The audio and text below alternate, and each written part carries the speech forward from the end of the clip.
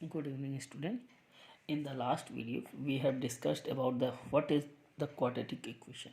In this video, we are going to discuss about solving a quadratic equation.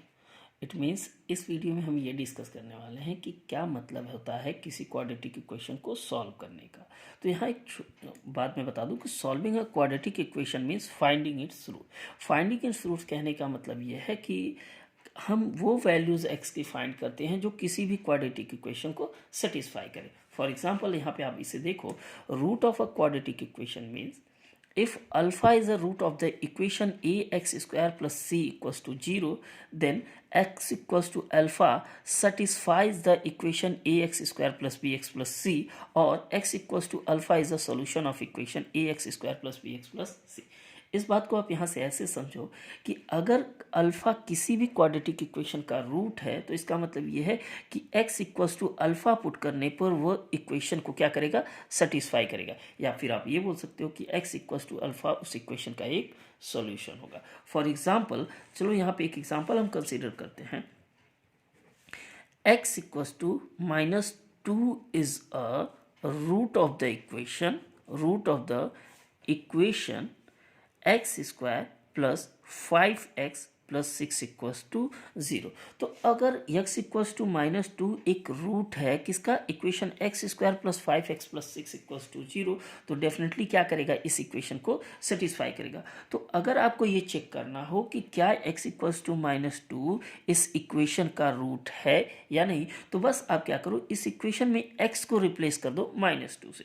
सो क्या करेंगे आप, यहाँ आप x को रिप्लेस कर दोगे -2 से। So finally -2 square plus 5 into -2 plus 6। तो अगर आप देखो तो यहाँ पे जब आप इसको सॉल्व करते हो तो -2 का स्क्वायर होगा 4, 5 -2, सो प्लस और माइनस का प्रोडक्ट माइनस होगा, 5 2 ज़ा 10 plus 6, here 6 plus 4 that is 10, so 10 minus 10 equals to 0। So finally आप यहाँ देख सकते हो कि जो लेफ्ट हैंड साइड है और इस इक्वेशन का जो राइट हैंड साइड है, वो जब आपने x की वैल्यू -2 पुट किया तो उससे क्या हो रहा है कि दोनों ही साइड क्या हो गए, सेम हो गए। इसका मतलब ये हुआ कि इस इक्वेशन का जो एक रूट है वो क्या है, -2 है।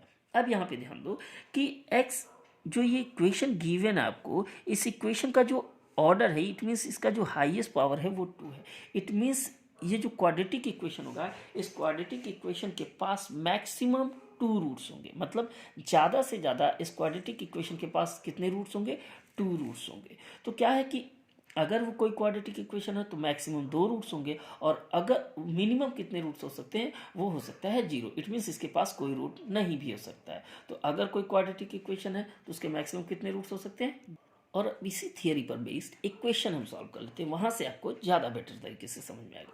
जैसे आपके पास एक क्वेश्चन है, find the value of k for which x equals to 1 is a root of the equation x square plus k x plus 3 equals to 0। तो देखो यहाँ पे आपको क्या करना है, इसी डिफिनीशन की हेल्प से आपको यहाँ से k की वैल्यू फाइंड करना है। इक्वेशन के बारे में इंफॉर्मेशन ये है कि x इक्वल्स टू 1 इसका एक रूट है। तो सबसे पहले हम क्या करते हैं, कॉपी करते हैं जो पॉलिनोमियल गिवन है, x square plus k x plus 3 equals to 0। देखो ये अपने को एक क्वाड्रेटिक इक्वेशन गिवन है और उसके बारे में एक इन्फॉर्मेशन है कि x इक्वल्स टू 1 इसका एक रूट है। सो आप यहाँ पे ये नोट करोगे, since x equals to 1 is a root of the given quadratic equation. So this is x equals to 1 is the root of the given quadratic equation. It means we can replace x by 1 and there will be no change in the given equation. So यहाँ पे क्या करोगे, आप x की value को 1 से replace कर दोगे और इक्वेशन का लेफ्ट और राइट हैंड साइड इक्वल होगा और उसकी वैल्यू में कोई चेंज नहीं होगा। तो यहाँ अगर आप x को 1 से रिप्लेस करोगे, it will be 1 square plus k into x के प्लेस पे आप पुट कर दो 1, so plus 1 plus 3 equals to 0। So it will be 1 square will be 1 plus k into 1, any number which is multiplied with k will be k, so k plus 3. So here 3 plus 1 it will be 4, so k plus 4 equals to k, hence k equals to -4। तो क्या हुआ कि अब देखो आप उसी property की help से आपने कैलकुलेट कर लिया कि जो k की वैल्यू होगी वो क्या होगी, -4 होगी। इसी प्रॉपर्टी पर बेस्ड एक और क्वेश्चन सॉल्व करते हैं। देखो यहाँ पे इस क्वेश्चन में आपको गिवन है find the value of k for which x equal to -1 is the root of the equation x square plus 6x plus k equal to 0। तो यहाँ पे आपको क्वेश्चन में ऑलरेडी बोल दिया गया है कि x इक्वल टू -1 इस क्वाड्रेटिक इक्वेशन का एक रूट है। तो इसका मतलब ये हुआ कि अगर ये क्वाड्रेटिक इक्वेशन में आप x की वैल्यू को -1 से रिप्लेस करते हो तो इस इक्वेशन में कोई चेंज नहीं आएगा। सो आप यहाँ पे मेंशन करोगे 6x equal to -1 is a root of given quadratic equation। so अगर ये क्वाड्रेटिक इक्वेशन का एक रूट है तो x की जगह आप -1 पुट करते हो, सो it will be -1 square plus 6 into -1 plus k equals to 0। देखो यहाँ पे आप क्लियरली देख सकते हो कि मैंने बस क्या रिप्लेस किया, x को -1 से। सो फाइनली अपने पास आंसर होगा -1 का स्क्वायर जो होगा वो +1 होगा प्लस 6 इंटू -1। सो फाइनली 6 में जब आप -1 से मल्टीप्लाई करोगे it will be -6 plus k equals to 0। So 1 plus and minus it will be -6 plus k equals to 0, 1 minus 6, so it will be -5 plus k equals to 0 और k equals to transpose करो, जब आप -5 को transpose करते हो तो sign change हो जाता है। So finally k equals to -5। तो ये आपके दूसरे क्वेश्चन का इक्वेशन होगा। तो इस तरह से जब भी आपको कभी किसी इक्वेशन में ये बोला जाए कि किसी भी क्वाड्रेटिक इक्वेशन का रूट x इक्वल्स टू -1 -2 -3 या कोई भी नंबर हो तो बस आपको इतना करना होगा कि x की वैल्यू को उस नंबर से रिप्लेस करना होगा। ये चीज़ आप हमेशा ध्यान रखोगे। अब देखो हमारे पास नेक्स्ट क्वेश्चन है, solve 2x - 3 into 3x + 1 equals to 0। यहाँ सॉल्व कहने का क्या मतलब, सॉल्व कहने का मतलब ये है कि आपको x की वैल्यूज़ को फाइंड करनी होगी जो इस गिवन इक्वेशन को सेटिस्फाई करे। तो अभी देखो जब आप इस इक्वेशन को सॉल्व करोगे तो इस इक्वेशन को सॉल्व करके आपको x की वैल्यू फाइंड करनी होगी। लेकिन x की वैल्यू फाइंड करने से पहले मैं आपको कुछ इसके बारे में बताना चाहता हूँ, ज़रा ध्यान से सुनो।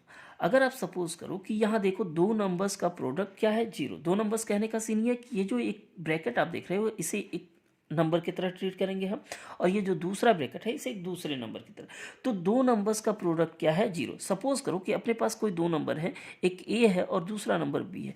तो दो नंबर्स का प्रोडक्ट कब पॉसिबल है कि 0, क्योंकि देखो आप अपनी मैथमेटिक्स में देखोगे तो ऐसा कोई भी दो नंबर्स नहीं, ऐसे कोई नंबर नहीं मिलेंगे जिनका प्रोडक्ट करने पे 0 आए एक्सेप्ट 0। इसका कहने का मतलब यह है कि 0 के अलावा दुनिया में ऐसा कोई नंबर है ही नहीं कि जिनका आप प्रोडक्ट करो और आंसर क्या आ जाए, 0। तो इसका मतलब ये हुआ कि जब दो नंबर्स का प्रोडक्ट 0 आ रहा है तो डेफिनेटली या तो उसमें से फर्स्ट क्वांटिटी 0 होगी या सेकेंड क्वांटिटी या मे बी दोनों ही 0 हो सकती है। इसका मतलब ये हुआ कि अगर दो नंबर्स का प्रोडक्ट 0 हुआ तो it means either a is 0 or b is 0 और a and b both are 0। इस बात को आप हमेशा ध्यान रखना कि जब भी किसी क्वाड्रेटिक इक्वेशन को सिंप्लीफाई कर रहे हो और दो नंबर्स का प्रोडक्ट 0 आ रहा है इट मीन्स इसमें से एटलीस्ट एक ना एक 0 होगा। सो जब भी हम किसी क्वेश्चन को सॉल्व करते हैं तो इस बात को हम हमेशा ध्यान रखेंगे। सो यहाँ पे आप देखो कि दो नंबर्स का प्रोडक्ट 0 है, इसका मतलब ये है कि 2x - 3 इक्वल्स टू 0 और 3x + 1 इक्वल्स टू 0। अब देखो आप ये सोच सकते हो कि यहाँ और वर्ड क्यों यूज़ किया गया, और कहने का सेंस ये है कि मुझे नहीं आइडिया कि ये फर्स्ट ब्रैकेट 0 होगा या सेकंड ब्रैकेट, इसलिए हम यहाँ पे यूज़ करते हैं 2x - 3 इक्वल्स टू 0 और 3x + 1 इक्वल्स टू 0। ये दोनों भी 0 हो सकते हैं लेकिन हमें इससे कोई फर्क नहीं पड़ता, बस हमें x की वैल्यू फाइंड करना है। तो अब आप इसे सिंप्लीफाई करो, सो इट विल बी 2x -3 को ट्रांसपोज करोगे सो इट विल बी +3 और here you can solve it 3x equals to -1 और यहाँ से जब आप x की वैल्यू फाइंड करते हो it will be x equals to 3/2। तो देखो यहाँ से एक आंसर मिल गया और यहाँ से भी एक आपको आंसर मिल गया, सो x इक्वल्स टू -1/3। तो अब आपके पास दो आंसर हो गए। इट मीन्स इस क्वेश्चन का जो सॉल्यूशन है वो x इक्वल्स टू 3/2 और x इक्वल्स टू -1/3, इन दोनों में से कोई भी इस क्वेश्चन का आंसर बन सकता है। तो अभी एक और क्वेश्चन हम डिस्कस करते हैं, 4x² + 5x इक्वल्स टू 0 को हमें सॉल्व करना है। तो यहाँ पे आप देखो कि क्वाड्रेटिक इक्वेशन है ये, और अगर किसी क्वाड्रेटिक इक्वेशन को सॉल्व करने को बोला जाता है आपको तो इसका मतलब ये है आपको x की वैल्यूज़ को फाइंड करना होता है। तो x की वैल्यू को कैसे आप फाइंड करते हो, तो यहाँ पे देखो आपको मैं एक मेथड बताऊंगा जिसे फैक्टराइजेशन मेथड बोलते हैं, और एक और मेथड है इसके बाद आपके पास बाय मेकिंग परफेक्ट स्क्वायर, और एक श्रीधराचार्य मेथड। तो टोटल अपने पास कुल मिलाकर के 3 मेथड है किसी भी क्वाड्रेटिक इक्वेशन को सॉल्व करने के लिए। अब देखो किसी भी क्वाड्रेटिक इक्वेशन को जब सॉल्व किया जाता है तो सबसे पहले हम ये कोशिश करते हैं कि उसे लीनियर फॉर्म में ब्रेक करें। इट मीन्स लीनियर टर्म्स के फैक्टर में ब्रेक करते हैं। अब लीनियर टर्म के फैक्टर में ब्रेक करने का मतलब ये है कि आप किसी भी तरीके से उसे क्या करोगे, लीनियर इक्वेशन के फॉर्म में ब्रेक करोगे। अब उसके लिए कई मेथड्स हैं जो 1 बाय 1 मैं इक्वेशन के अकॉर्डिंग आपको एक्सप्लेन करूंगा। जैसे यहाँ सपोज करो कि इन दोनों टर्म्स में आपको क्लियरली दिख रहा होगा कि x कॉमन है। तो जब आप x कॉमन करते हो तो यहाँ पे देखो x कॉमन करने का मतलब ये है कि आप x को बाहर लिख लें और पूरे इक्वेशन को x से डिवाइड कर लें। तो जब यहाँ पे आप x कॉमन करते हो तो ये हो जाएगा 4x प्लस 5 इक्वल्स टू 0। अब आप देख सकते हो कि ये दो लीनियर टर्म्स में ब्रेक हो गया। First linear term x and second linear term is 4x plus 5। अब जब ये लीनियर फॉर्म में ब्रेक हो जाता है तो मैंने आपको बताया था कि दो टर्म्स का प्रोडक्ट अगर जीरो है तो इसका मतलब ये है कि या तो फर्स्ट टर्म जीरो होगा या फिर सेकंड टर्म, या हो सकता है कि दोनों ही टर्म्स जीरो हो। तो यहाँ से आप इस तरह से सॉल्व करोगे x इक्वल्स टू 0 और 4x प्लस 5 इक्वल्स टू 0। यहाँ पे और वर्ड इसलिए लिखते हैं क्योंकि हमें आइडिया नहीं एग्जैक्टली कौन सा पार्ट जीरो होगा। सो यहाँ पे हम कंसीडर करते हैं कि दोनों ही जीरो हो सकते हैं। सो फाइनली एक आंसर आपको मिल चुका है x इक्वल्स टू 0, और आप इसे थोड़ा सा और सिंप्लीफाई करेंगे सो ये हो जाएगा 4x equals to -5 and x equals to -5/4। ठीक है, तो ये आपका फाइनल आंसर हो गया। अब इसी तरह से जब भी आपको किसी भी क्वाड्रेटिक इक्वेशन को सॉल्व करने को बोला जाएगा तो आप क्या करोगे, आप इसे लीनियर फॉर्म में ब्रेक करोगे और फिर आप उसको सिंप्लीफाई। एक और अगला क्वेश्चन हमारे पास है 3x² - 243 को आपको सॉल्व करना है। तो जब आप इस इक्वेशन को सॉल्व करोगे तो देखो आपको मैंने अभी बताया कि आप फैक्टराइज करोगे, इसे फैक्टराइज करके लीनियर फॉर्म में ब्रेक करोगे और उसे 0 के इक्वल करोगे। तो सबसे पहले देखो आप फैक्टराइजेशन जब करने जा रहे हो तो यहाँ देख सकते हो क्लियरली इन दोनों ही टर्म से 3 कॉमन है। तो जब आप इन दोनों टर्म से 3 को कॉमन करते हो तो यहाँ 3 आप बाहर लिखोगे और अंदर x² - 243 को आप 3 से डिवाइड करोगे तो ये आपका आंसर होगा 81 इक्वल्स टू 0। अब आप देख सकते हो कि ये x² - 81 है। यहाँ देखो ये जो 3 है ये कांस्टेंट है, तो आप 3 को दूसरी तरफ ट्रांसपोज करोगे तो ये हो जाएगा x² - 81 इक्वल्स टू 0/3। अब आप देख सकते हो कि 0 को आप किसी भी नंबर से डिवाइड करोगे तो आंसर 0 होगा। सो मैंने नोट नहीं किया, सो ये बन गया x² - 81 इक्वल्स टू 0। अब आप देखो कि x² - 81 को क्या आप 9² के फॉर्म में लिख सकते हो? बिल्कुल लिख सकते हो, क्योंकि 9 का स्क्वायर भी तो 81 होगा। सो ये हो गया x² - 9² इक्वल्स टू 0। अब यहाँ पे मैं आपको एक बात बताना चाहूँगा कि आपको एक फॉर्मूला बताया गया होगा a² - b², और a² - b² ये होता है a + b into a - b। तो इस फॉर्मूले की हेल्प से आप इसे x + 9 और x - 9 इक्वल्स टू 0 लिख सकते हो। अब देख सकते हो कि आपका ये लीनियर फॉर्म में ब्रेक हो चुका है। ये एक लीनियर टर्म हो गया और ये भी एक लीनियर टर्म हो गया। तो जब ये दो लीनियर टर्म्स के फॉर्म में ब्रेक हो जाते हैं तो इन्हें हम 0 के इक्वल इक्वेट कर देते हैं। सो x + 9 इक्वल्स टू 0 और x - 9 इक्वल्स टू 0। तो यहाँ से फाइनली अगर आप सॉल्व करो तो +9 को ट्रांसपोज करोगे इट विल बी -9, और ईयर x इक्वल्स टू अगर -9 को आप ट्रांसपोज करोगे तो यह जाएगा +9। तो ये आपको x की वैल्यूज मिल गई। तो आपका सॉल्यूशन होगा x equals to -9 and x equals to +9। अगला क्वेश्चन है हमारे पास 2x² + x - 6 इक्वल्स टू 0। इसे आपको सॉल्व करना है। अगर आप इसे देखो तो फर्स्ट ऑफ ऑल ये एक क्वाड्रेटिक इक्वेशन है। जब ये क्वाड्रेटिक इक्वेशन है तो आपको क्या करना होगा, इसे फैक्टराइज करना होगा। लेकिन अभी ये प्रॉब्लम है। प्रॉब्लम क्या है कि यहाँ पे ax² + bx - c के फॉर्म का है। तो इसे फैक्टराइज करने के लिए आप सबसे पहले 2 और 6 को मल्टीप्लाई करते हैं। जब आप 2 और 6 को मल्टीप्लाई करोगे तो आपका आंसर होगा 12।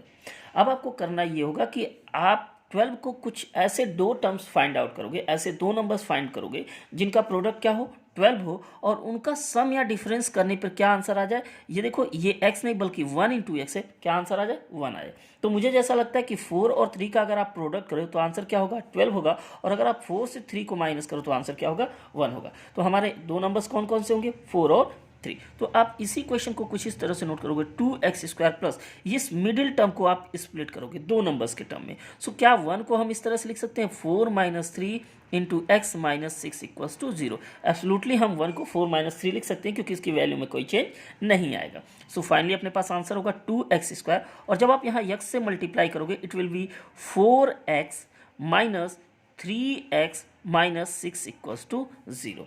अब आपको करना ये होगा कि आप दो दो टर्म्स को एक एक साथ कंसीडर करोगे और फिर उनमें जो भी टर्म्स कॉमन होंगे उन्हें कॉमन करोगे। यहाँ देखो इन दोनों टर्म्स में क्लियरली आपको दिख रहा होगा कि यहाँ 2x कॉमन है। मैंने बताया था 2x कॉमन करने का मतलब ये है कि आप 2x से उसको डिवाइड करो। जब यहाँ से आप 2x कॉमन करते हो तो देखो 2 को भी कॉमन कर लिया और x स्क्वायर से x को कॉमन कर लिया, इट मीन्स अपने पास रह गया x प्लस 4x से अगर आप 2 कॉमन कर लोगे तो डेफिनेटली 4 में से 2 कॉमन करने पर 2 और x को तो आपने कॉमन कर ही लिया, तो अपने पास हो गया x प्लस 2। यहाँ पे जरा देखो इन दोनों टर्म्स में माइनस का साइन कॉमन है, पहले माइनस और यहाँ देख सकते हो 3 1 जा 3 और 3 2 जा 6, इट मीन्स इन दोनों टर्म्स से -3 आप कॉमन करोगे। जब आप -3 कॉमन करते हो तो यहाँ देखो माइनस का साइन कॉमन करते हैं, यहाँ ध्यान रखना कि जब भी आप माइनस कॉमन करते हो तो जो टर्म्स होंगे उसके बाद के उनका साइन चेंज हो जाएगा। यहाँ आप माइनस कॉमन कर रहे हो तो यहाँ पे साइन क्या हो जाएगा, प्लस का हो जाएगा, जिसे हम नोट नहीं करेंगे क्योंकि प्लस एक्स लिखने का कोई सेंस नहीं बनता। यहाँ पे माइनस है और माइनस का साइन जैसे ही आपने कॉमन किया ये प्लस बन गया और 3 कॉमन कर लिया तो 3 2 जा 6 इक्वल्स टू 0। अब आप देख सकते हो कि ये एक सिंगल टर्म में रिड्यूस हो गया और ये भी आपका एक सिंगल टर्म हो गया। तो अब इन दोनों टर्म्स में आप क्लियरली देखो कि ये जो ब्रैकेट x+2 और x+2 कॉमन है, ये ध्यान रखना। आप जब भी कुछ कॉमन कर रहे होगे तो ये दोनों ब्रैकेट सेम आने चाहिए, अदरवाइज आपका क्वेश्चन रॉन्ग हो जाएगा। तो फिर अगर आप इन दोनों टर्म से x+2 कॉमन करते हो तो क्या करोगे, x+2 जब आप कॉमन करोगे और रिमेनिंग टर्म्स को एक दूसरे ब्रैकेट में आप नोट करोगे, so it will be 2x - 3 equals to 0। देखो ये क्वेश्चन जो है फिर लीनियर फॉर्म में ब्रेक हो गया। लीनियर फॉर्म में ब्रेक करने का मतलब इसकी पावर क्या आ गई, 1 आ गई। जैसे इसकी पावर 1 आ गई, अब हम क्या करेंगे, इन दोनों को 0 के इक्वल कर लेंगे। सो फाइनली आंसर क्या होगा, x+2 इक्वल्स टू 0 और 2x - 3 equals to 0। So finally x की जो वैल्यू होगी, यहाँ पे +2 को ट्रांसपोज करोगे तो क्या हो जाएगा -2 और यहाँ से आप ट्रांसपोज करोगे तो 2x इक्वल्स टू -3 को ट्रांसपोज करने पर साइन चेंज हो जाएगा। अब इतना ध्यान रखना कि जब भी ट्रांसपोज करते हैं तो साइन चेंज हो जाता है। सो यहाँ से फाइनली आपको एक वैल्यू मिल चुकी है x इक्वल्स टू -2। यहाँ अगर आप इसे सॉल्व करो तो 2 से मल्टीप्लाइड है, इसे ट्रांसपोज करोगे तो ये क्या हो जाएगा, डिवीजन के फॉर्म में। सो आपका दूसरा आंसर जो होगा x इक्वल्स टू 3/2। सो ये जो है आपका आंसर हो गया -2 और 3/2। तो एक और क्वेश्चन देखते हैं। जो अगला क्वेश्चन अपने पास 9x² - 3x - 2 इक्वल्स टू 0। अब आप यहाँ पे देखो, मैंने कहा था कि ये क्वाड्रेटिक इक्वेशन है। पहले आप देखो कि क्या एक क्वाड्रेटिक इक्वेशन है। डेफिनेटली x की पावर जो है 2 है और यहाँ x की पावर 1 है, तो डेफिनेटली ये एक क्वाड्रेटिक इक्वेशन है। अब अगर हमें क्या करना है, x की वैल्यू फाइंड करना है, तो सबसे पहले हम क्या करेंगे, इसे लीनियर फॉर्म में ब्रेक करेंगे। इट मीन्स इसको फैक्टराइज करेंगे। तो फैक्टराइज करने के लिए मैंने आपको बताया था कि पहले आप x² के कोफिशिएंट को और ये जो कांस्टेंट टर्म है इन दोनों को आपस में मल्टीप्लाई करोगे। तो जब आप इन दोनों को मल्टीप्लाई करोगे तो देख सकते हो 9 × 2, फाइनली आपका आंसर क्या हो गया, 80। अब आपको क्या करना होगा, ऐसे दो नंबर्स आपको फाइंड करने होगा जिनका प्रोडक्ट 18 हो और जिनका सम या डिफरेंस क्या आना चाहिए, 3 आना चाहिए। क्वेश्चन के अकॉर्डिंग सम या फिर डिफरेंस। तो क्या करना होगा, आप क्लियरली देख सकते हो कि 6 और 3 का जो डिफरेंस होगा वो 3 होगा और 6 और 3 का जो प्रोडक्ट होगा वो क्या होगा, 18 होगा। तो जब आप यहाँ पे मल्टीप्लाई करोगे तो ये हो जाएगा 9 2 जा 18 और 6 से 3 को माइनस करोगे तो आंसर 3 होगा। तो इसे इस तरह से लिखो 9x²। मैंने कहा था कि आप हमेशा मिडिल वाले टर्म को ब्रेक करोगे, इट मीन्स x वाले टर्म को ब्रेक करोगे, x के कोफिशिएंट वाले टर्म को, बाकी टर्म्स को एज इट इज रहने दोगे। सो ये माइनस और यहाँ देखो मैंने 6 को क्या लिख सकते हो आप, 6 - 3, क्योंकि अगर आप देखो तो 6 और 3 का प्रोडक्ट 18 होगा और 6 से 3 को माइनस करोगे तो आंसर आपका 3 होगा। और यहाँ पे x को एज इट इज नोट कर लिया, -2 equals to 0। So we have 9x² - 6 - 3 × x - 2। 9x² को एज इट इज नोट करो। पहले एक चीज़ ध्यान रखो, यहाँ हम माइनस से मल्टीप्लाई करते हैं। जब हम माइनस से मल्टीप्लाई करते हैं तो साइन चेंज हो जाता है। ये ध्यान रखना कि माइनस को मल्टीप्लाई या कॉमन करने पे या डिवाइड करने पे साइन चेंज हो जाएगा। तो इस माइनस को हम सिर्फ इस ब्रैकेट में मल्टीप्लाई कर रहे हैं तो हो जाएगा -6 और यहाँ देख सकते हो कि साइन माइनस का है तो माइनस माइनस +3 और इस साइड से x को भी यहाँ पे मल्टीप्लाई करोगे तो ये -6x + 3x - 2 इक्वल्स टू 0। तो अब यहाँ पे हमारे पास दो टर्म्स का एक पेयर फॉर्म होगा, तो इन दोनों का एक एक पेयर फॉर्म करो और यहाँ देख सकते हो आप इन दोनों टर्म्स से क्या कॉमन है। तो डेफिनेटली 9 भी 3 से डिविजिबल है और 6 भी 3 से डिविजिबल है। इट मीन्स यहाँ पे 3 कॉमन कर सकते हो। साथ में देख सकते हो x² और x भी है, तो यहाँ से आप 3x को कॉमन करोगे। जब आप 3x को कॉमन करोगे तो इट मीन्स आप इसको 3x से डिवाइड कर रहे हो, तो 3 से डिवाइड करो 9 को, तो आंसर क्या होगा आपका 3 और एक्स स्क्वायर से एक्स को डिवाइड करो तो आंसर होगा एक्स। माइनस का साइन एज इट इज 3 से अगर 6 को डिवाइड करो तो आंसर होगा 2 और एक्स को तो आपने कॉमन कर ही लिया, या कह सकते हो कि एक्स से एक्स कैंसिल आउट हो जाएगा। इन दोनों टर्म्स में क्या कॉमन है, तो डेफिनेटली आप देख सकते हो कुछ भी कॉमन नहीं है एक्सेप्ट 1। तो हम क्या कॉमन करते हैं, यहाँ पे +1 को कॉमन करते हैं, और +1 इसलिए कॉमन करते हैं कि जो क्वांटिटी यहाँ इस ब्रैकेट में सेम वही क्वांटिटी मिले। सो ये हो गया 3x - 2 इक्वल्स टू 0। तो अब देख सकते हो कि अपने पास ये दो अलग अलग टर्म्स हो गए और इनके बीच में प्लस का साइन है और ये दोनों टर्म्स कॉमन है। सो कॉमन कर लेते हैं। सो फाइनली अपने पास आंसर होगा 3x - 2, और जो बचे हुए टर्म है इनको अगर कॉमन करते हो तो आप इन्हें कवर कर लो, और जो टर्म्स है उन्हें एक दूसरे ब्रैकेट में नोट कर लो, 3x + 1 equals to 0। So finally अब देख सकते हो कि ये दो लीनियर टर्म्स में ब्रेक हो गया। लीनियर टर्म्स में ब्रेक होने का मतलब इसके पावर 1 है। सो दो टर्म्स का प्रोडक्ट अगर 0 है, इसका मतलब ये है कि या तो फर्स्ट टर्म 0 होगा या सेकंड टर्म 0 होगा। सो आप क्या कर लो, 3x - 2 इक्वल्स टू 0 और 3x + 1 इक्वल्स टू 0। सो यहाँ से आप x की वैल्यू फाइंड आउट कर सकते हो। जब आपको x की वैल्यू फाइंड करनी होगी तो कॉन्स्टेंट को ट्रांसपोज करो। सो 3x, ये देखो -2 है, तो अब आप यहाँ देख सकते हो 3x = 2, यानी कि इसे सॉल्व करो तो x = 2/3, और इस वाले पार्ट को अगर सॉल्व करो तो यहाँ पे 3x + 1 = 0 है। 1 को जब आप ट्रांसपोज करोगे तो हो जाएगा -1, और x की वैल्यू फाइंड करना होगा तो माइनस, यहाँ 3 मल्टीप्लाइड है, सो ये हो जाएगा -1/3। तो इस तरह से आपको दोनों आंसर मिल गए, x = 2/3 एंड x = -1/3। यहाँ देखो इसकी पावर 2 है, इसीलिए हमको दो आंसर मिल रहे हैं। तो मैक्सिमम किसी क्वाड्रेटिक इक्वेशन के दो आंसर पॉसिबल हो सकते हैं, 2 से ज़्यादा नहीं हो गए। हाँ, 2 से कम भले ही हो सकते हैं, इसलिए किसी भी क्वाड्रेटिक इक्वेशन के मैक्सिमम 2 रूट्स पॉसिबल हैं। 2 से लेस भी हो सकते हैं बट नॉट मोर देन